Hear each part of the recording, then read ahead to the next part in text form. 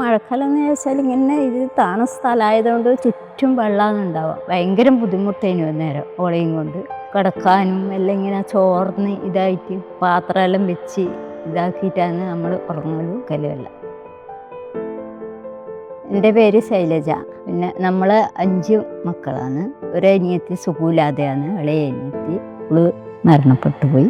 ഓളെ ഇതിലാണ് ഈ ലൈഫിൻ്റെ വീട് കിട്ടിയത്. വാടക വീട്ടിൽ നിൽക്കുമ്പോൾ ഒക്കെ അവിടെ എന്തെല്ലോ അവിടെ നിൽക്കാൻ കഴിയുന്നില്ല, നമുക്ക് ഇവിടെ അവിടെ തന്നെ പോകാം എന്നിങ്ങനെ പറഞ്ഞു കൊടുക്കും. വാടക വീടിന് 2 വീട് അപ്പുറമാണ്. പക്ഷേ അവർ സ്ഥിതി കണ്ടുകൊണ്ട് അവർ വാടകയൊന്നും വേണ്ടാന്ന് പറഞ്ഞിട്ട് വാടകയൊന്നും വാങ്ങിയില്ല. 2023 ഈ വീട് കിട്ടി. വീടിൻ്റെ പണിയെല്ലാം തീർന്നു. അത് ഒരു 8 മാസം കൊണ്ട് നമ്മൾ വീട്ടിൻ്റെ പണി നിർത്തി. അപ്പോൾ സുഖമില്ലാതെ അനിയത്തി ഓളിങ്ങനെ എനിക്ക് പുതിയ വീട്ടിൽ നിൽക്കണമെന്ന് ഉള്ള ഒരു ആശ വെക്ക്.